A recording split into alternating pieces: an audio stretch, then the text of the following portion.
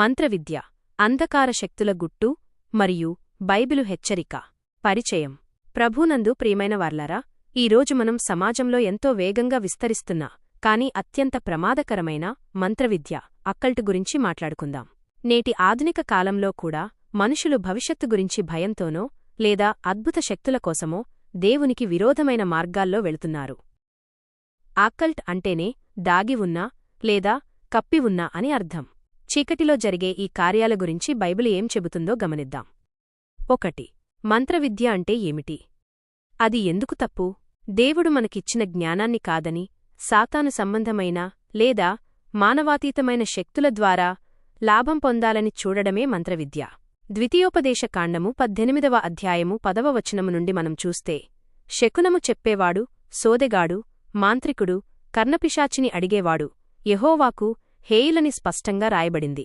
దేవుడు మన భవిష్యత్తుకు కర్తయుండగా మనం నక్షత్రాలనో జాతకాలనో నమ్మడమంటే సృష్టికర్తను అవమానించడమే. 2. నేటి సమాజంలో మంత్రవిద్య రూపాలు.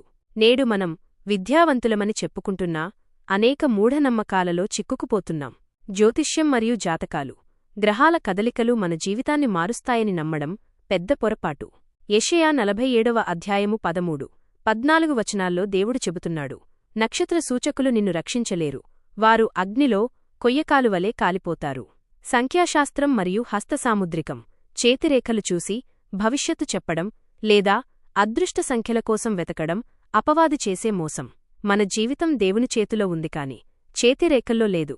ఆత్మలతో సంభాషణ, నెక్రోమాన్సీ, చనిపోయిన వారు తిరిగివచ్చి మనతో మాట్లాడతారని నమ్మడం బైబిలు విరుద్ధం. ప్రసంగి 9వ అధ్యాయము 5-6 వచనాల ప్రకారం చనిపోయిన వారికి భూమిమీద జరిగే దేనిలోనూ పాలులేదు. ఆత్మల పేరుతో వచ్చేవి దురాత్మలే తప్ప మన పూర్వీకులు కాదు. 3.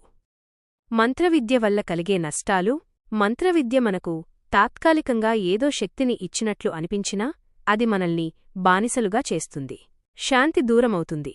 2వ రాజుల గ్రంథము 9వ అధ్యాయము 22వ వచనంలో చెప్పబడినట్లు, మంత్రవిద్యలు ఉన్నచోట సమాధానం ఉండదు, దేవుని రాజ్యానికి దూరం. గలతీయులకు రాసిన పత్రిక 5వ అధ్యాయము 19 నుండి 21 వచనాల్లో అభిచారము, విచ్క్రాఫ్ట్ చేసేవారు దేవుని రాజ్యాన్ని స్వతంత్రించుకోలేరని పౌలు హెచ్చరిస్తున్నాడు. 4. అంధకార శక్తుల నుండి విడుదల ఎలా? మీరు ఒకవేళ తెలుసో తెలియకో ఇలాంటి వాటిలో చిక్కుకుని ఉంటే బయటకు రావడానికి మార్గముంది. 1. ఒప్పుకోలు. మీరు చేసిన తప్పును దేవుని ఎదుట ఒప్పుకోండి. 2. వస్తువుల విసర్జన. అపొస్తలుల కార్యములు 19వ అధ్యాయము 19వ వచనంలో ఎఫెసులోని విశ్వాసులు చేసినట్లు మంత్రవిద్యకు సంబంధించిన పుస్తకాలు, తాయెత్తులు, అదృష్ట వస్తువులను కాల్చివేసి పారవేయండి. 3. దేవుని కవచం. ఎఫెసీయులకు రాసిన పత్రిక 6వ అధ్యాయము 10 నుండి 18 వచనాల ప్రకారం దేవుడిచ్చే సర్వాంగ కవచాన్ని ధరించుకోండి. వాక్యము, ప్రార్థన ద్వారా సాతానును ఎదిరించండి. ముగింపు. ప్రియ స్నేహితులారా, లోకంలో ఉన్న వానికంటే మీలో ఉన్న దేవుడు గొప్పవాడు. 1 యోహాను 4:4. గాలిని ఆపడం ఎవరివల్లా కాదు, అలాగే మరణదినాన్ని మార్చడం ఎవరివల్లా కాదు. కాబట్టి వ్యర్థమైన జాతకాలను, మంత్రతంత్రాలను నమ్మకండి. సజీవుడైన దేవుని హస్తాలకు మిమ్మల్ని మీరప్పగించుకోండి. అప్పుడే మీరు నిజమైన స్వేచ్ఛను, సమాధానాన్ని పొందుతారు. ప్రార్థన.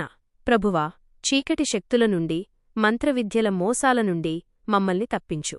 నీ వెలుగులో మమ్మల్ని నడిపించు. యేసు నామంలో అడుగుతున్నాము తండ్రి. ఆమేన్.